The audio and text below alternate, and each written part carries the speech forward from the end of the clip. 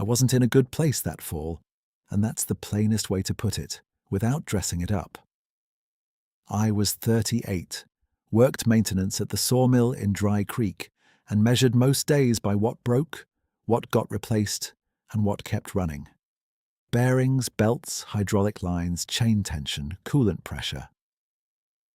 If you handed me a problem that could be solved with a wrench, a torch, and enough stubbornness, I was useful. If you handed me a quiet house and the memory of a nursery we never used, I was no good at all. A year earlier, my ex-wife, Lena, had delivered a stillborn daughter. We were already frayed, already speaking in short, practical sentences, but that loss finished what little we had left. By February, the divorce papers were signed. By spring, I had turned into a man who could diagnose a cracked pump by listening through a screwdriver, but couldn't sit through a family dinner without finding a reason to step outside. People at the mill said I was holding up. Men say that when what they mean is, you still show up on time. I showed up. I took overtime. I stayed late to clean tools that were already clean. At lunch, I sat on an overturned crate by the back door, looking at the log deck and counting trucks instead of talking. I didn't drink myself stupid, didn't pick fights, didn't do anything dramatic. I just went flat. That was the part I was proud of, if I'm honest, and also the part that cost me most. I called it being steady. It was really numbness with work boots on. My father's cabin sat 12 miles up Needle Ridge on a logging spur that washed out every other spring. He built it in the early 90s with rough-cut fir, a metal roof, and windows that rattled in crosswind, then spent every November there pretending he hunted more than he actually did. Mostly he sat on the porch with bad coffee and watched weather roll over the far slopes. When he died 2 winters ago, Nora and I inherited the place together. We kept saying we'd fix it up, and never did. The last time I had slept there was the week after the funeral, when every room in town felt crowded with people trying to be kind. By late October that year, the county had already posted early chain notices, and folks up high were stacking wood like they expected a hard season. Nora called on a Tuesday while I was under the Debarca catwalk, shoulder deep in grease. She said she wanted to go to the cabin one more time before the mountain shut down. Her voice had that careful brightness people use when they've already made up their mind. I told her we could wait until spring. She said spring would bring diapers, feedings, and no sleep, and she wanted one day of open sky before her world got measured in nap windows. Nora was 32, 7 months pregnant, and the most stubborn person in our family by a clean mile. She taught 3rd grade in town, packed her own firewood, rotated her own tires, and had a way of making concern sound like an insult if you overdid it. She had divorced young, never remarried, and decided to have this baby on her own with more planning than most couples bring to building a house. She read labels, kept a blood pressure cuff in her kitchen drawer, and could list every instruction her doctor had given her without checking notes. She was not reckless. That mattered. It matters now. But she hated being handled, and ever since she started showing, half the town had started talking to her like she was made of thin glass. By the time she asked about the berry trail, I could hear how tired she was of being watched. "You don't need to prove anything to me," I told her that night at my place, while she sat at my table with a mug of peppermint tea and a yellow legal pad of things we needed to bring up the ridge. "If this is about people fussing, let 'em fuss. Stay home, watch that baking show you like, and order me around by text. I'm serious." She looked up over her glasses and gave me the same look she used to give me when I tried to explain algebra to her in 9th grade. "Bo, I'm not climbing cliffs. I want to walk the old berry trail in daylight. Slow. 1 mile out and 1 mile back. I know my limits. I know where every flat spot is. I'm taking poles. I'm wearing spikes if it's slick, and you'll be with me every step. I'm still a person. I need one day where no one talks about me like I'm an incident report. That landed harder than I expected because she was right, and because I was still trying to control risk, like enough control could pay back old debt. I rubbed the bridge of my nose and stared at the scar in my table where I'd dropped a hot socket last winter. I don't trust the weather, I said. Not this time of year. Then we watch the forecast, she said. If it turns, we turn. No hero stuff, just a walk. So we went up on Friday afternoon in my old truck with Midge in the back seat, head out the window until the switchbacks got tight. Midge was a healer mix with one bent ear and a practical soul. She trusted 3 people in the world and tolerated everybody else. She had been Dad's dog until she chose me by sleeping on my boots after the funeral and refusing to leave. At the cabin, she made one loop of the porch, sniffed the doorframe, and settled on the mat like we had only been gone overnight. The place looked exactly like neglect looks when it has 2 full seasons to work with. Needles banked against the steps, one shutter hanging by a single hinge, gutters full of moss and twigs. Inside smelled like cold wood, mouse droppings, old ash, and the faint mineral tang of wet stone from the chimney. I opened windows, shook out blankets, checked propane, tested the stove line with soapy water, and set kindling by the firebox while Nora wiped counters and hummed under her breath. We moved around each other easily, same rhythm as when we were kids helping Dad stack rounds in the shed. For a couple hours, I almost forgot the version of myself I'd become.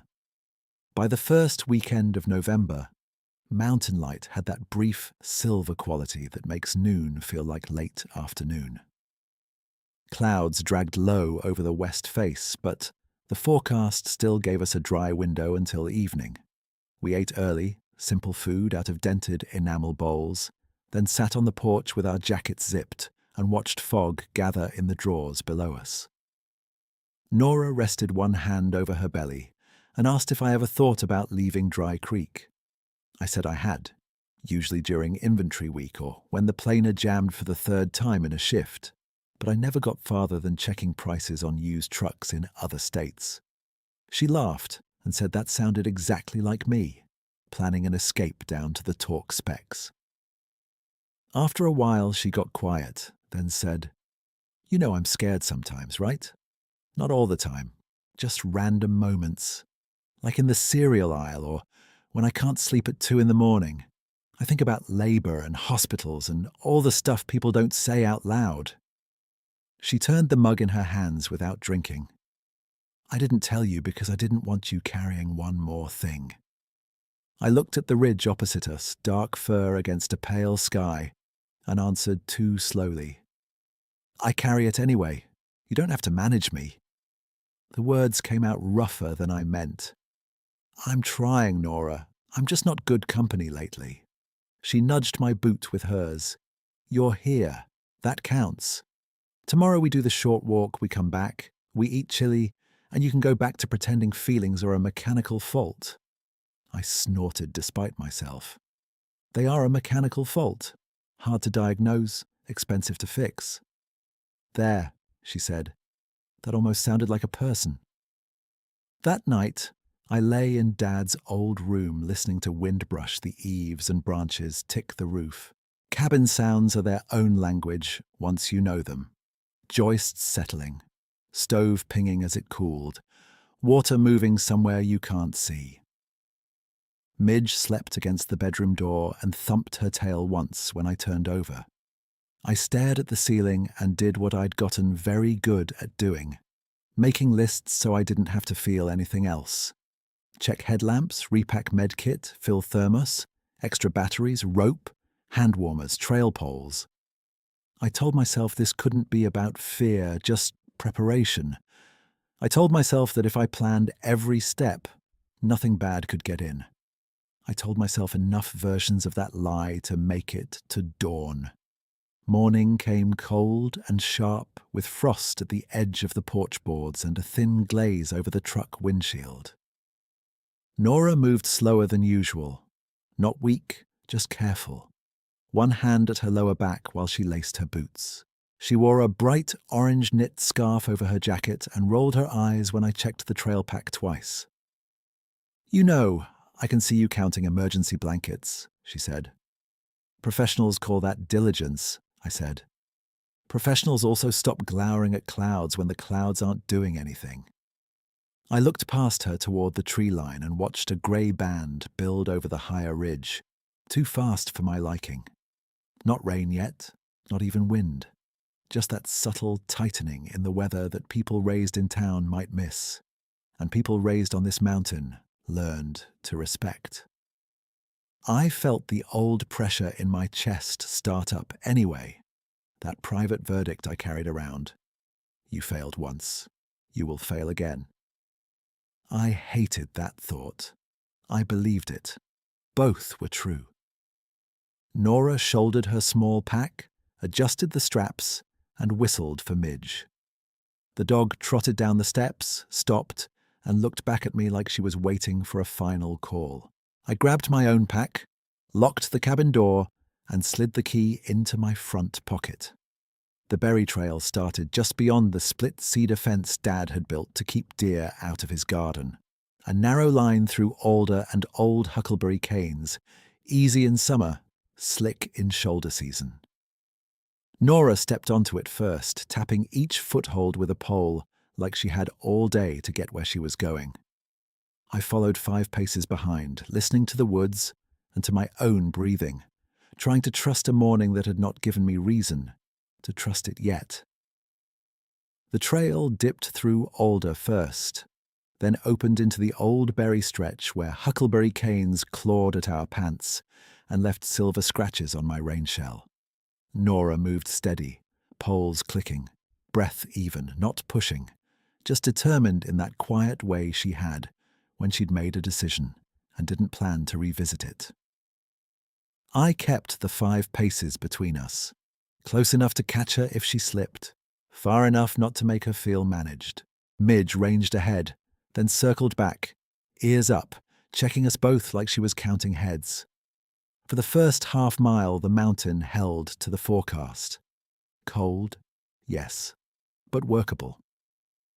Low clouds sat on the upper ridges, and the light stayed flat and clean across the trunks. We passed Dad's old blaze marks, mostly healed over now, and the split snag where Nora and I used to stop for blackberries as kids and come home with stained hands and bee stings. She smiled when she saw it and said, "I swear this thing used to be taller." "It did," I said. "We were shorter." "That's your wisdom for the day?" "That and don't trust November." She gave a short laugh, and for a minute it felt normal. Just 2 siblings on a cold trail with a dog that had no idea she was participating in one of the more emotionally loaded walks of my life. Then the wind shifted downslope and the temperature dropped fast enough that I felt it through my gloves. Not dramatic, just a firm turn of the dial. By the time we reached the old turnout boulder, a skin of ice had formed on the puddles in the wheel ruts, thin as onion peel. Nora stopped, rolled one shoulder and drank from her bottle. I watched the treetops above us where the fir tips had started that restless sway that means weather is organizing itself. She followed my eyes and said, "You're doing the glower again." "I'm doing math." "Your weather math is always rude." "My weather math keeps people dry." She took that in, then nodded once. "Okay, we turn now. No argument." On the way back, the mountain got quieter in small increments I almost missed. First the jays stopped complaining. Then the little trickle beside the trail sounded muffled, like someone had thrown a blanket over running water. Even Midge settled down, no more zigzagging, just a focused trot, with her nose low and tail level. My own mind went where it always went when I got scared. Inventory, procedure, sequence. Keep Nora upright. Short steps on the grade. Hand on the steep switchback. Warm cabin, dry socks, stove lit. Reassess. I could run that script all day and never touch the real fear underneath it. At the old firebreak crossing, where the berry trail met a narrower contour path that cut around the shoulder, Nora slowed and put a hand on my arm. Bo, I need a minute, not a crisis, just a hard side stitch. She leaned on her poles, eyes closed, breathing in through her nose and out through pursed lips, exactly like her childbirth class had taught her. When she opened her eyes again, she looked more annoyed than distressed. I'm fine. I just don't want to muscle down that rocky pitch right now. I knew the section she meant. Short, but slick, with roots polished by years of boots. Then we wait it out and go together, I said. She tipped her chin toward the contour path. This line's longer but flatter. It ties back in at the cedar fence. I can do that at my pace and not feel like I'm auditioning for a cautionary tale. I don't like splitting. I don't like being escorted like fragile cargo. The words sat between us with a kind of old ache. I heard what she meant, and she knew I heard it. I checked my watch, checked the sky, then checked it again as if numbers would become certainty if I stared hard enough. 20 minutes, I said. If you're not at the fence in 20, I come to you. Deal, she said. And if you beat me there, try not to wear a trench in the mud while you panic. I almost smiled. No promises. She squeezed my wrist, adjusted her pack straps, and started down the contour path, poles finding a measured rhythm in the duff. I stood until she rounded the first bend and lifted one pole in a quick backward wave, without turning around. Then she was behind trees. Midge shifted her weight like she wanted to follow, looked at me, and stayed put. I took the direct trail at a half jog, boots sliding once on wet needles, breath turning sharp in my throat. Freezing rain started as pinprick taps on my hood, then steadied into a fine, mean drizzle that glazed roots and darkened bark in minutes. When I reached the cedar fence, no Nora. I called once, then louder. Nothing but rain on leaves and the distant creak of trunks moving against wind. I told myself she was already at the cabin, maybe came in by the backside where the path widened. I clipped Midge's lead to my belt and pushed uphill fast. The cabin door was still locked, no fresh prints on the porch boards except mine from earlier. Inside, cold and dim, the mugs were where we left them, stove dead, her spare gloves on the chair. Her orange scarf wasn't there.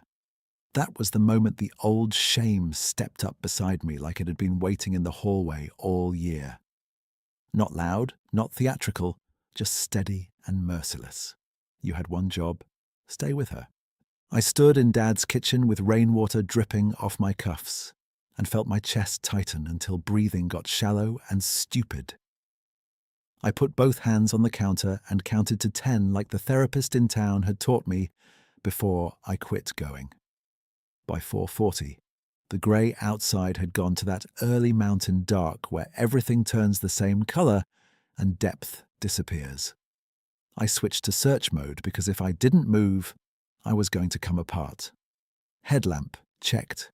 Spare batteries, checked. Rope coil over shoulder. Hand warmers, med kit, emergency blanket, whistle. I shoved 2 flares in my jacket, though I hated using them in timber. Midge paced at the door, whining once, soft and urgent. I tried Nora's phone 3 times from the porch. Straight to voicemail, no ring. I left one message anyway because doing nothing felt worse than sounding foolish. Nora, it's me. I'm heading back to the firebreak and taking the contour. Stay put if you hear this. Blow your whistle if you've got it. I'm coming. My own voice sounded too calm, like someone pretending to be me.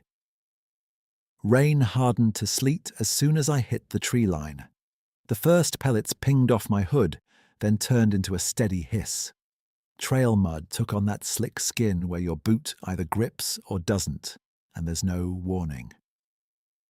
I kept one hand on the rope coil to steady my balance and called her name every minute or so, spacing it out to listen between shouts. Nothing answered. Not a jay, not a squirrel burst through brush, not even the usual drip chatter from branches. The woods had gone still in a way I had never heard on that ridge, and the stillness made every breath of mine sound rude. I told myself this couldn't be real in the dramatic sense my brain wanted to assign it. People get delayed, phones die, weather turns faster than forecast, trails that look simple on paper become something else in sleet. I said all that inside my head like a mechanic listing probable causes, and each point was true, but none of it touched the fear driving my legs. I wanted facts. I wanted coordinates. What I had was dark thickening between trees and my own mistakes replaying on a loop. At the firebreak junction, Midge stopped so abruptly the lead snapped tight against my belt. Her ears came forward, not alarmed, just alert in that precise way she got when she caught a known scent at long range. She stepped off trail toward a rock overhang I'd never given much thought to, a shallow lip of basalt where snow sometimes held late into spring. I swung my headlamp beam and saw something tucked back from the rain line, a bundle of dry cedar bark, stripped in long curls and stacked neat as kindling, clean and pale against wet stone. I crouched and touched it, bone dry. Not damp on the underside, not recently torn by weather, dry as if someone had prepared it and placed it there with intention. Beside the overhang in the mud where sleet had only just started to pit the surface were prints. Bare, human-shaped in the broad sense, but far too long and wide for any bootless hunter I had ever met. Toes splayed, heel deep, stride measured. One set going up slope. No drag marks, no stumble. Just careful placement where ground held best. Midge walked to the nearest print, sniffed once, then did something she never did with strangers. She sat down beside it and wagged her tail a single calm sweep against the mud.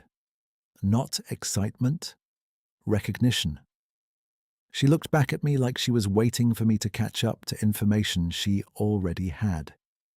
I actually whispered, "You've got to be kidding me," to a footprint in a storm, which is not a sentence I ever expected to hear in my own voice. Then I laughed once, sharp and breathless, because the absurdity of it cracked through my panic for half a second. I was a sawmill mechanic on Needle Ridge, soaked to the elbows, negotiating with tracks I couldn't explain while my dog acted like we'd run into a retired neighbor at the feed store. The sleet kept ticking through the branches. The quiet held. I looked at the dry cedar, the oversized prints, and the direction they pointed, and felt the core of my certainty give way by a fraction. Not collapse, just a shift. If someone, or something, had moved through here, it had moved with care. If the cedar was left for warmth, it was left for whoever came after in trouble. I slid half the bundle into my pack, left the rest under the overhang, and stood. "Midge," I said, voice low, "show me." She rose at once and stepped into the dark upslope path, nose tracking the bare prints as if following instructions already written into the mountain. I tightened my hood, checked my headlamp beam, and followed her into the sleet. The slope above the overhang was steeper than it looked from the junction, and the sleet made every root shine like oiled cable. Midge picked her way through it with that compact, efficient gait healers have, pausing every 20 or 30 feet to check that I was still behind her.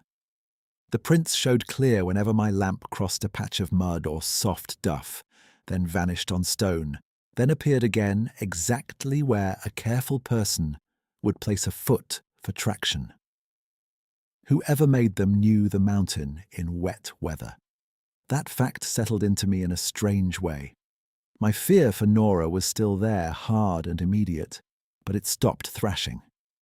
I had a line to follow now, and lines are something I understand.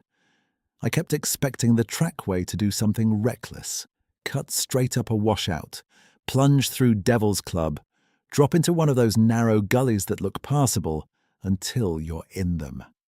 It never did. At the first washout, the prince angled wide and used a shoulder of old roots that held firm under my weight. At the deadfall tangle past the split hemlock, they threaded along the uphill side where the logs were braced, not rotten. A little farther on, I found 2 flat river stones crossed on a stump at knee height, each stone dark with rain except where they touched. It looked deliberate, like a marker set for tired eyes and weak light. I stood there with sleet tapping my hood and felt curiosity pushed to the front for the first time since Nora vanished. 50 yards later, a strip of bark hung from a low cedar limb, peeled clean and bright on one side, pointing left where the old contour line had nearly disappeared under alder growth. I would have missed that turn in the weather and dark. I know these trails, grew up on them, and I still would have missed it. Midge didn't hesitate. She swung left, tail level, and I followed, ducking branches that threw cold water down my neck. The mountain remained unnaturally quiet, but the quiet no longer felt empty. It felt occupied by intent. Someone had come through and made choices that kept us on safer ground, and each choice held together like parts in a machine you didn't know existed until you saw it run. I talked under my breath just to keep my breathing paced and my thoughts from spiraling. Left at the bark, avoid the washout, keep your footing. Come on, Bo. My voice sounded small against the trees. Midge glanced back once with the patient expression of a dog tolerating human nonsense. If she could have rolled her eyes, she would have. I almost thanked her out loud for not abandoning me to my own imagination, then realized I was one step away from asking a 14-year-old healer mix to co-sign a field report about giant barefoot tracks. I gave one short, incredulous laugh and kept moving. The next marker was a branch bent and wedged between 2 saplings, making an arrow toward a narrow pass through alder where the snowberry stems weren't slicked over with ice yet. Past that, tucked against a rock face, I found another dry bundle, this one of fir twigs and shredded bark under a natural lip that kept weather off it. I didn't touch this stack except to check with 2 fingers that it was really dry. It was. Dry enough to catch from one spark. Whoever placed it had set stones around the base so runoff would split around it instead of under it. That detail got me. It wasn't luck. It wasn't random debris blown into shelter. It was practical care done ahead of need. I tried one more time to force a normal explanation because that is the shape my mind prefers. Maybe a trapper with huge feet and a generous streak. Maybe an off-grid volunteer setting emergency caches. Maybe old stories and new panic-making patterns where none existed. I ran those possibilities in sequence the way I'd run diagnostics at the mill, and each one failed on something concrete. No boot tread anywhere, no tool marks on the peeled bark, stride length too long for anyone moving cautiously on sleet, and Midge's calm trust all the way through. She distrusted half the town and most delivery drivers. Here she walked like she was in familiar company. I didn't get to pretend that detail away. By the time my watch hit 5:10, the light had gone from grey to a blue-black wash that swallowed distance, and the storm had thickened from sleet into mixed ice pellets and wet snow that hissed in the canopy. The prince led us along a bench I barely remembered, then down to a narrow draw where fog pooled low over creekstones. I smelled cold mud, cedar pitch, wet fur from Midge's coat, and underneath it all a faint, musky scent that wasn't bear and wasn't elk. Not sharp, not rank, just animal and clean, like rain on old wool. Midge raised her head, sniffed, and gave one soft chuff. Not alarm. A greeting. At the edge of the drawer, I found the clearest sign yet. 3 sticks, each about forearm length, stacked in a simple open triangle beside the easiest crossing point, where flat stones sat just above the waterline. I crossed there and stayed dry to the ankle. 10 feet downstream, the creek dropped into a slick chute and would have taken me to my knees. I stopped mid-step, looked back at that triangle and said quietly, "All right, I see it." Talking to the dark like that should have felt foolish. It didn't. It felt like manners. My chest still hurt when I thought of Nora alone in this weather, but the old verdict in my head had lost some of its grip. I wasn't wandering blind anymore, punishing myself with what-ifs. I was reading a trail of help laid down by hands I couldn't explain. That distinction mattered more than I can put neat words to. Grief had made my world very small over the last year. Failure behind me, risk ahead of me, no room between. On that slope, with snow needling my face and a dog pressing forward, the world widened by degrees. Not because I felt safe, because I felt accompanied. The drawer opened onto a long, fogged basin with scattered fur and a game trail contouring the far side. I killed my lamp for a second to listen. Snow ticked through branches. Water moved under stones. Then came a sound from across the basin, low and steady. Wood shifting, not cracking, followed by the quick rasp of an animal's breath. Midge went still beside my knee, ears forward, body relaxed but focused. I crouched behind a wind-tilted cedar and eased my lamp back on at low power, keeping the beam down so I didn't blast whatever was out there. Through fog and trunks I caught motion. Dark mass. Tall enough that my first thought was that I was looking at a stump moving uphill. It stepped into a clearer gap and the scale of it hit me all at once. The figure stood several feet taller than any man I'd ever seen, shoulders broad as a gate, fur dark and rain-slicked along the arms and back. It didn't move like a charge animal or a startled one. It moved with deliberate balance, knees bent slightly on the grade, each foot placed where stone met root.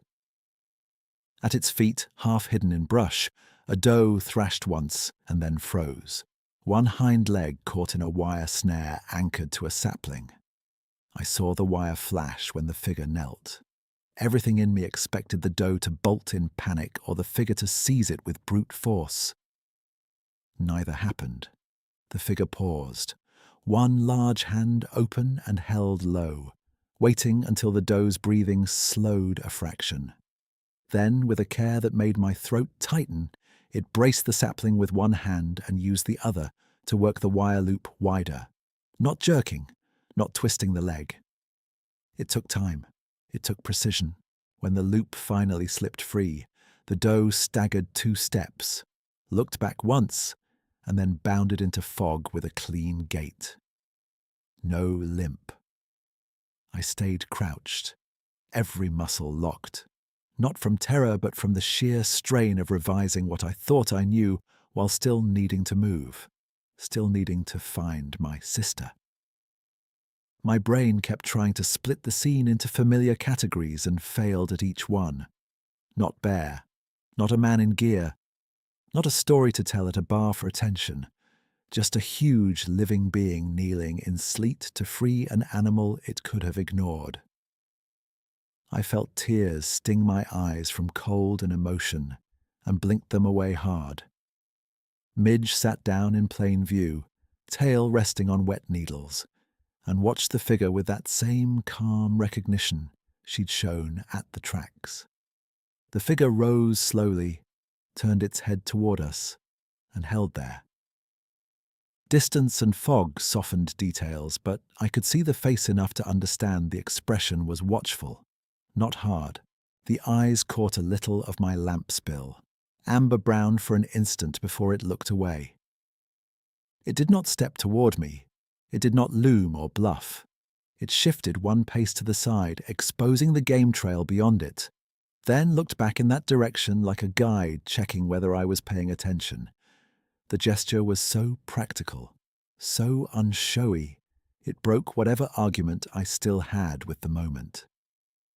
I swallowed, stood carefully so I wouldn't slip, and kept my hands visible at my sides without deciding to do it. "I'm looking for my sister," I said, voice rough and low, words fogging in front of me. "Orange scarf, 7 months along." The figure gave no sound, no dramatic response.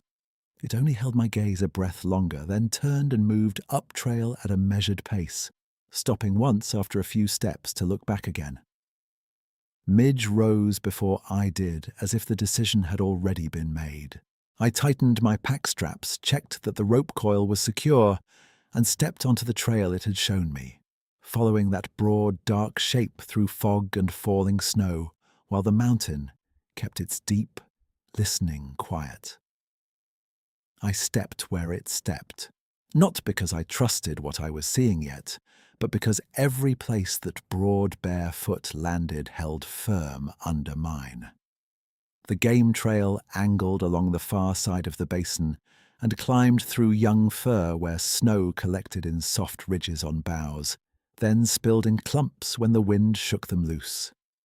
The figure stayed 20, maybe 30 yards ahead, enough distance that I could see its outline without feeling crowded. Each time the grade steepened or the trail narrowed against a drop, it slowed and glanced back. When I lagged, it waited. When I caught up, it moved again. That pacing did something to my fear that no amount of self-talk had managed. I was still scared for Nora. I still felt time biting at the back of my neck, but the panic stopped owning my hands. My breathing found a rhythm that matched footfalls and poles, and the small squeak of wet snow under my boots. Midge trotted between us sometimes, then returned to my side as if she was making introductions in both directions and refusing to let either of us pretend this was accidental. The trail pitched across a side hill of slick clay and exposed roots. I would have cut low to avoid the roots and ended up on the worst of it. The figure took the high line, pressed one huge foot on a mossed root to test it, shifted weight, then stepped to a stone I couldn't see until I was almost on top of it. I copied the sequence and stayed upright. At the far end it stood, half-turned, watching, head slightly lowered, hands open at its sides. Not defensive, not threatening, just present in a way that felt almost workmanlike, like someone holding a ladder while you finish a hard reach. Snow thickened into a fine, wind-blown sheet that erased depth. Branches ahead became shadows, then trunks, then nothing again. I realized I was no longer trying to decide what it was in any big, final sense.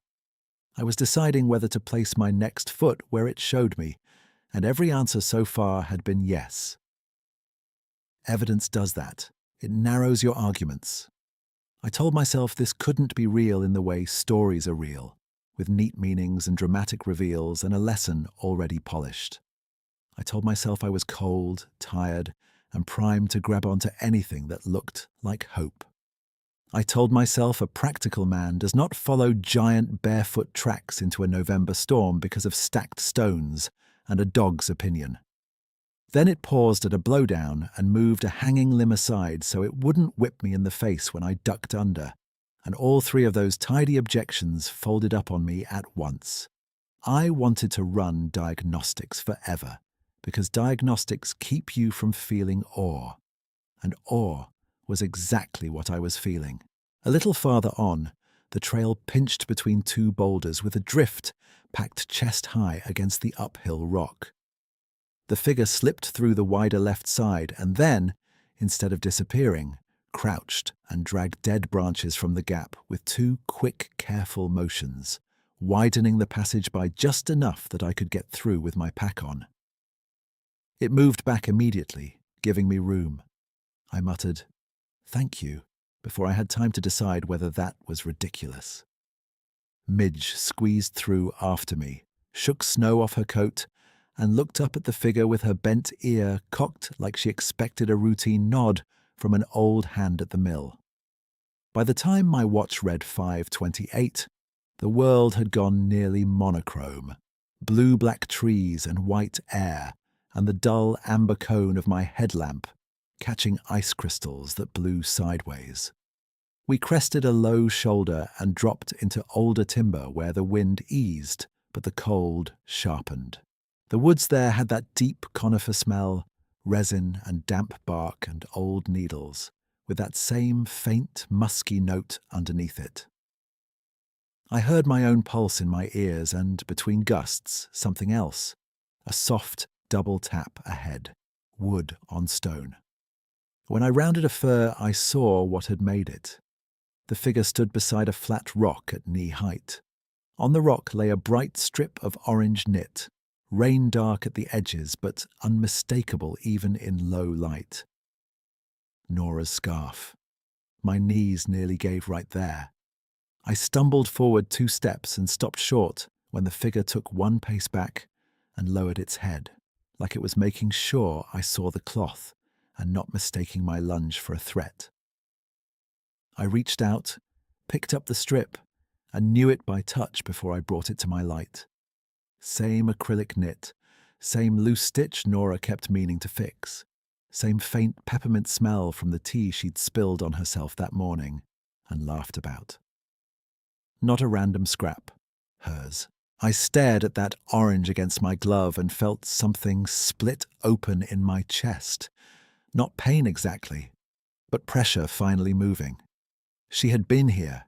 She had passed this way alive enough to leave a trace, or alive enough for someone to carry one for her. I swallowed hard and looked up. The figure was still there, still and waiting in blowing snow. No flinch in it. No urge to flee from my attention. It watched me the way you watch a person trying to stand after bad news, giving them a moment and not pretending the moment is small. That was when the words came out of me, quiet and rough, and fully meant. "I don't know what you are," I said into the wind, "but if she's alive, don't leave me." It answered by turning toward the trees, taking 3 deliberate steps, and looking back once to make sure I moved with it. I tucked the scarf strip inside my jacket and followed. The route from there bent around a ravine that had turned into a narrow chute of running slush. In summer, you could hop it. In this weather, it was a broken ankle waiting to happen. The figure crossed on a fallen cedar that had lodged between rocks. Halfway across, it stopped, stepped off to the far side and braced one hand against the log while I inched over. Boots angled, rope looped around my wrist. The log shuddered once under my weight and steadied under that enormous hand. I made it across dry above the knee. Midge came next, light and quick, then sneezed snow and wagged once like she approved of the bridge crew. I gave one short breath of a laugh that felt almost normal. "Midge, if I file this report, they're taking my toolbox and my driver's license."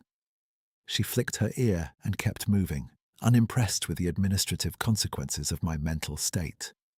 We climbed into thicker trees where the ground leveled briefly. There, tucked against the buttress roots of a massive fir, I found another sign aimed squarely at me. Nora's left trekking pole planted upright in the snow with a wrist strap, looped over the handle so it wouldn't fall. No panic scratch marks, no broken shaft, just set there where a follower could not miss it. The figure stood 10 yards away and watched while I pulled the pole free. I checked the grip and saw the tiny chip in the cork from when Nora dropped it on the cabin step that morning. I clipped it to my pack and felt my focus narrow into a hard, bright line. She was ahead. The path was intentional. Keep moving. The storm tried one more time to take the trail away. Wind came down the drainage in hard pulses, driving sleet under my hood and freezing the edge of my beard. My gloves soaked through. My fingers went clumsy. We reached a shallow bench under basalt cliffs where runoff had started to glaze into black ice. The figure moved to a patch of low cedar, broke off dead lower boughs with quick, efficient snaps, and laid them in a strip over the worst ice like rough traction mats. Then it stepped back and waited while I crossed. The branches held, no slip. On the far side, it nudged a small pile of dry, shredded bark from under an overhang with the side of its foot, close enough that I could grab it without kneeling in slush. Fire starter, if we had to stop. Practical care again and again at exactly the points where I would have lost time or skin without it. There wasn't any way left to call this coincidence. Coincidence doesn't test footing for you, mark safer lines, hand you proof your sister passed alive, and keep your pace in a whiteout. Coincidence doesn't adjust to human limits. Whatever this being was, it was choosing kindness with the same precision it used to place its feet. The woods thinned, and the ground rose toward a long, dark wall of basalt. Snow hit the rock and spun off in glittering sheets when my lamp caught it. The figure angled right along the base, then stopped near a notch where two leaning cedars formed a partial screen. It didn't go through. It turned and waited for me to come even, breathing hard, one hand on my thigh, the other gripping Nora's pole like it mattered more than any tool I owned. From where I stood, I could see tracks layered in wet snow and mud. Nora's boot prints, careful and close set, Midge's smaller loops, and the broad bare prints circling in overlapping arcs around the notch entrance like a patrol laid down over hours. Beside the opening sat 3 river stones stacked with deliberate balance, and under a lip of rock just inside I could make out the dry, pale edge of cedar bark and fir bough tips arranged off the ground. The figure shifted its weight, then lifted one hand and gently pushed a loose branch away from the notch so it couldn't slide back in the wind. Small motion, exact timing. It cleared the way and stepped aside. I looked from that opened entrance to the dark shape waiting in snow and understood, all at once and without argument, that I had been led here. I ducked through the notch with my lamp low, one hand on wet basalt, and the cold changed all at once. Outside, the wind had teeth. Inside, the air was still and held a faint dry warmth from stone that had never fully given itself to the storm. The space opened deeper than I expected, not a crack in the wall, but a true pocket in the mountain, high enough for me to stand near the mouth, and broad enough to lay 2 people side by side away from runoff. Someone had lined the back with layered fir boughs, thick and springy, then topped them with cedar bark curls like insulation. Stones had been set in shallow channels along the floor, so water coming off the wall split and ran around the bedding instead of through it. I swung the light right, and there she was. Nora lay on her side, wrapped in a grey tarp from our cabin stack, knees tucked, one hand over her belly, face pale but clear-eyed. Her knit cap was pulled low and wet at the edges. Her right boot was off and set beside her, sock steaming faintly from body heat. Midge slipped past my legs, crossed to her in 2 quick steps, and pressed against Nora's ribs like she had been assigned that position by someone older and wiser than both of us. Nora looked at me, blinked twice, and gave the smallest tired smile I had ever seen on her face. "Hey, Bo," she said, voice raw but steady. "Took you long enough." My knees hit the boughs before I meant to kneel. I grabbed her shoulders, too hard at first, then gentled my hands. "Are you hurt? Did you fall? Are you bleeding? Talk to me." "No bleeding," she said. I slipped on that ravine crossing and sat down hard, mostly pride damage. Tightening in my back, some cramps, not regular. I rested. I stayed warm. Baby's moving. She took a careful breath and winced, then looked at me straight. "I'm scared, but I'm okay right now." The words "okay right now" should have calmed me, and they did, but they also cracked something loose that had been welded shut for a year. I checked her pulse at the wrist because I needed a task. Strong, a little fast. I checked skin temp at her neck. Cool, but not dropping. I asked her to squeeze my fingers. Good grip. I made myself go methodical. Dry layer, heat source, fluids, reassess. My hands moved through those steps like they were born for it. My chest was another matter. It felt like a rusted valve finally turning under pressure. I pulled the dry cedar from my pack, added some of the twigs stacked by the wall, and built a small fire in a blackened ring near the entrance where smoke could pull out through the notch. One spark from my striker took on the first try. The tinder had been shaved and nested with a level of care I'd only seen from people who spend real winters outdoors. As the flame steadied, I noticed more details that were not random luck. Thicker logs within reach, but not close enough to catch by accident. A flat stone set as a windbreak, Nora's second glove tucked under the tarp edge to keep it dry. Oversized bare tracks crossed the damp patch near the entrance and looped back out, then in again, repeated until the mud looked almost braided. I sat back on my heels and, for one long minute, I didn't do anything except breathe and watch my sister breathe. I had spent 12 months training myself not to feel past the first layer. Keep it practical. Keep it moving. Keep your hands busy and your mouth shut. In that cave, with firelight on wet stone and Midge's flank rising against Nora's side, those rules stopped working. I bowed my head and cried so hard it made my shoulders shake. No drama, no sound for a while, just water I had kept behind my teeth since the hospital corridor where Lena and I stopped being us. Nora reached out from under the tarp and pressed her palm to the back of my wrist. Bo. Hey, I'm here. I nodded, wiped my face with my sleeve like that fixed anything, and laughed once on a broken breath. I just followed giant barefoot tracks through a whiteout and said thank you to a tree-sized stranger, so you're not allowed to judge my emotional process. Her eyes softened, and she gave that tired half snort she uses when she's trying not to cry herself. No judgment, full support. Also, your beard looks like frozen dish scrubber. That did it. We both laughed, thin and shaky, but real. Then she leaned her head back against the rock and got serious. I heard you calling earlier and couldn't answer. Phone died. I tried to move when the weather turned, but that side stitch got mean, and I started getting dizzy.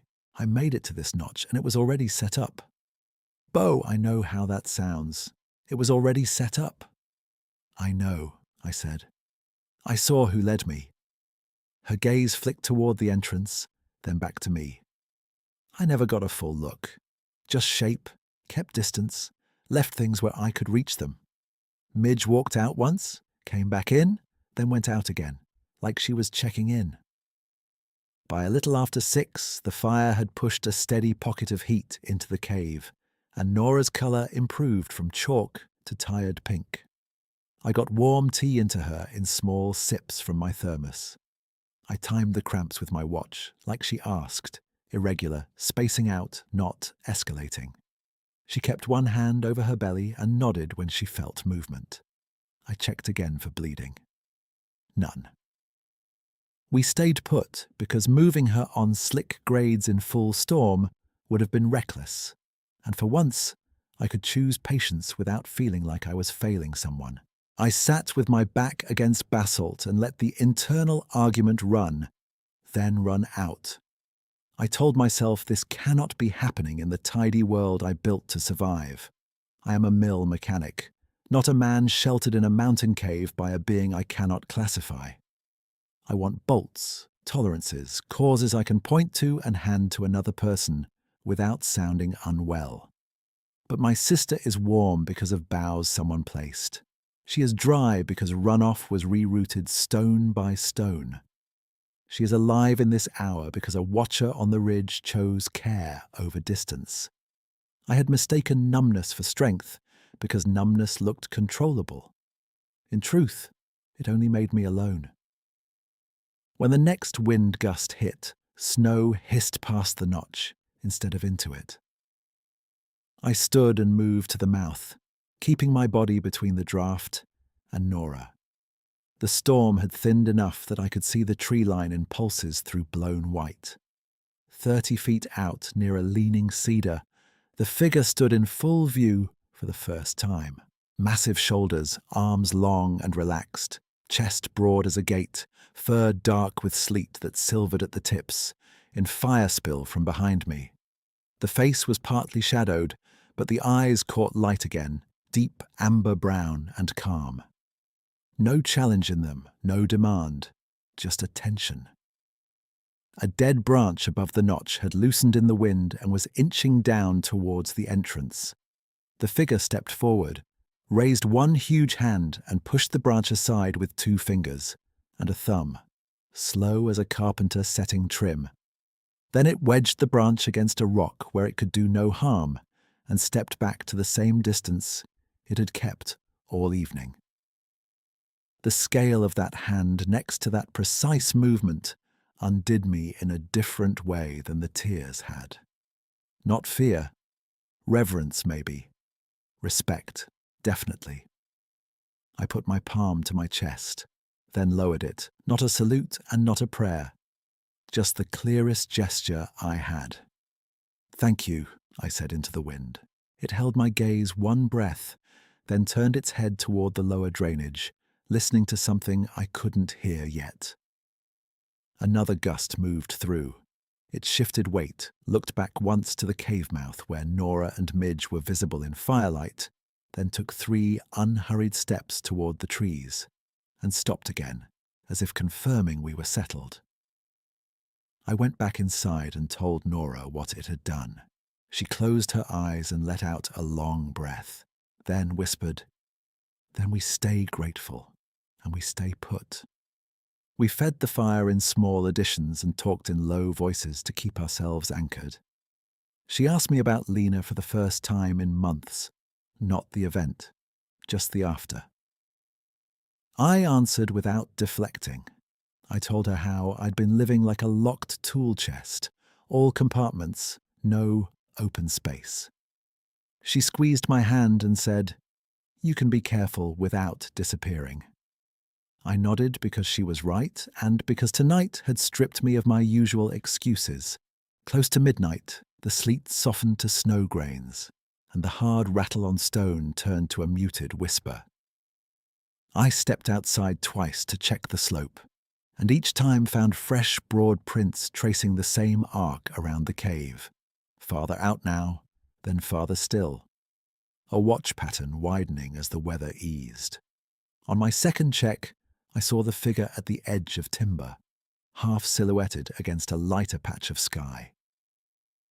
It didn't approach. It didn't signal. It simply stood a moment with its shoulders angled toward the cave, then turned and moved between the trunks with that same deliberate economy, each step placed, each branch passed without hurry. I kept my lamp down and watched until the dark took the outline completely. No snap of twigs, no dramatic vanishing, no final display. Just distance, then forest. When I went back in, Nora was awake, eyes on me over the tarp. "He gone?" she asked. "Yeah," I said, feeding one more split stick to the coals. "Looks like he decided we could handle the rest." She nodded once, settled deeper into the boughs, and Midge sighed against her side. Outside, the storm kept fading. And inside, for the first time in a long while, I did not mistake being alone for being abandoned. I stayed awake another hour after Nora drifted off, feeding the coals one stick at a time, listening to her breathing settle into an even rhythm and the weather ease from a hiss to a soft, steady patter. Sometime near dawn, pale light found the cave mouth, and the storm finally let go of the ridge. The world outside looked washed clean and stunned quiet, branches bowed under wet snow, sky opening in bands of thin silver over the far timberline. Nora pushed herself up on one elbow, wincing but steady, and said, "I can walk if we take it slow." I checked her pulse again, checked her color, asked about cramps, asked about dizziness, Less pain, no new symptoms, baby moving. We decided to move as soon as she finished the last of the tea. Before we left, I took account of everything like I was closing out a long repair ticket. The cedar I'd packed from the overhang had mostly gone into the fire, and I used the last dry curls to boil one final cup for Nora. I banked the coals cold with wet grit so nothing could creep after us. I gave her back the orange scarf strip, and she threaded it through a loop on her jacket zipper, where I could see it bright against grey fabric. Her missing trekking pole came off my pack and back into her hand, and she gave it a small kiss like a fool and said, "Never leaving home without 2 backups again." The rope stayed around my shoulder, ready for the slick sections. At the threshold, I found a fresh ring of stacked river stones beside last night's prints, 4 dark stones balanced around one pale one in the center. I crouched, touched the pale stone once, and left the ring exactly as it was. By first light, we stepped out together, Nora between me and Midge, and started down the route I'd come up. The broad prints were still visible in sheltered patches, farther apart now, angling toward timberline where wind had scoured the surface clean. Every strange detail from the night before stayed strange in daylight, but it also stayed practical. The branch at the notch was still wedged safely away from the entrance. The cedar traction mat still lay across black ice, where we needed it most. The planted trekking pole had been set at exactly the point where she would have started second-guessing her direction. At the creek draw, the open triangle of sticks still marked the safest crossing. I didn't have a theory that made all of it tidy, and for once, I stopped forcing one. We made the lower shoulder by mid-morning, and 2 bars of signal blinked onto my phone like a small mercy. My hands shook a little as I called County Dispatch. "This is Beau Fisher on Needle Ridge, Berry Trail drainage above the old Fisher cabin. I've got my sister with me, 7 months pregnant, weather exposure overnight, stable but needs evaluation. We're moving slow toward the lower fire break." The dispatcher kept her voice level and clean. "Copy, Mr. Fisher. Keep her warm and do not rush the grade. Ranger team is staging at mile marker 9 now. Can you keep this line open?" I told her yes, and she stayed with us in intervals while we descended the last bad stretch. At the lower junction, the ranger crew came in with a litter they didn't end up needing. Nora walked the final 100 yards under her own power. One hand on my arm, one on her pole, chin up because she is Nora, and would rather combust than be carried when she can still move. Ranger Coyle, who I knew by face from fire season, looked her over and said, "You two did the right thing staying put." Then he looked past me at the slope we'd come down from. His eyes landed on a print preserved in wet mud beside a thawing patch of snow, and he went quiet for half a beat. I said, "I took photos on the way down, tracks, markers, cave setup, stone channels." I handed him my phone. He scrolled in silence. The crossed stones, peeled bark marker, Nora's pole planted, the ring at the cave, the clear print beside my boot for scale. He gave the phone back and said, careful and official, "I'll file these with the incident notes. Weather distortion can do odd things with substrate." It was the kind of sentence meant to keep paperwork calm. Then he added, "Lower. My granddad used to leave cedar at overhangs up here. Said it was good manners to return help." He never elaborated, and I never pushed him. 3 days passed before Nora's dead phone finally charged enough to pull voicemail, and she played my message at her kitchen table with both hands around a mug. Hearing my own voice from that porch in the dark knocked the wind out of me worse than I expected. I sounded so controlled I could have been reading talk specs except for the last 2 words. "I'm coming." Nora listened, deleted nothing, and said, "I'm keeping that one, not because it was scary, because you meant it." We sat in silence after that, Midge asleep on Nora's feet, rain ticking lightly against her window like the mountain had followed us home in a gentler mood. The clinic follow-up was less dramatic and more important. Doctor.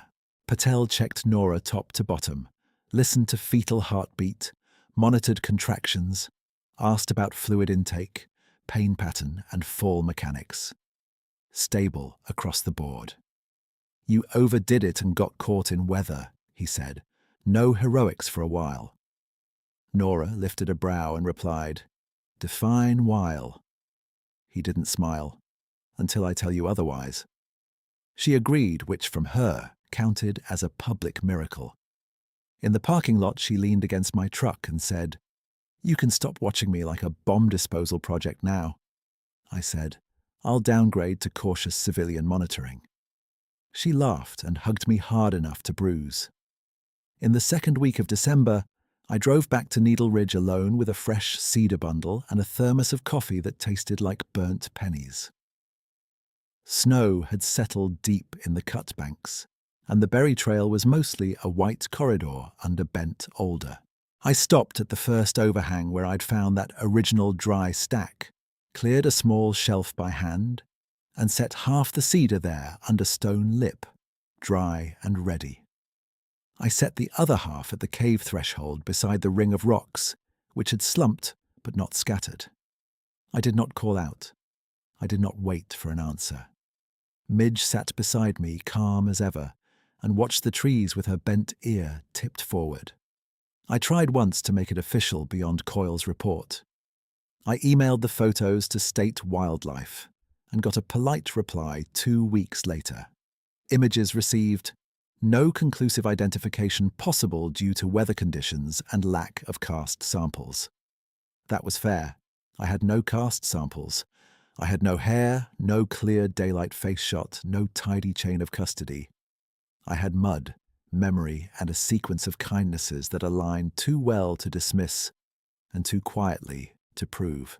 I printed the photos anyway and put them in a manila envelope labeled Needle Ridge, then stored it in Dad's old lockbox with our land papers. Not hidden, not displayed, kept. Spring came late and muddy, with creek water high and the mill yard soft enough to swallow boot heels. Nora went into labour on a cold April morning while I was replacing a seized bearing on line 2. I got the call, wiped my hands on a rag that did nothing, and drove faster than I should have to County Hospital. 12 hours later, I stood in a warm room that smelled like antiseptic and baby soap, and listened to my nephew announce himself with healthy, indignant lungs. Nora, exhausted and radiant and very much alive, said, "Meet your nephew, Ben Fisher-Hale." She placed him in my arms, and every defense I'd built over the past year failed in exactly the right way. He was small and heavy and real, and I was present for it. Fully present. That night, after visitors cleared and the hallway quieted, Nora said, "You know what changed, right?" I looked at Ben sleeping in the bassinet, one fist tucked near his cheek. "A lot changed," I said. She shook her head gently. "No. You stopped believing control was the same thing as love." I stood there with my hands in my jacket pockets, feeling the truth of it settle without argument. I had tried to outrun grief by tightening every bolt in my life. The ridge taught me something harder and better. Care is not domination, and strength is not withdrawal. Sometimes strength is staying when you can't explain what's happening, accepting help you did not expect, and passing that help forward without owning it. I still work maintenance at the mill.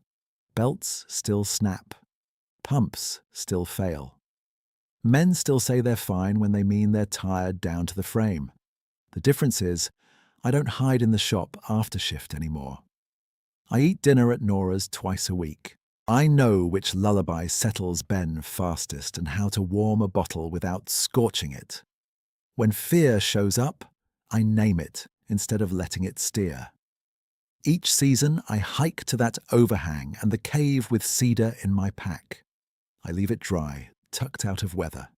Sometimes I find old stones newly balanced, sometimes only melt patterns and deer sign, once a broad print softened at the edges beside my own. I have never seen him that clearly again. That part never came back. What stayed was enough: the memory of amber-brown eyes in stormlight, a huge hand moving one loose branch so it would not fall on us, and a night when the mountain answered my worst shame with patient, practical mercy. I don't need the world to agree with me. I just need to live like what I was given was real.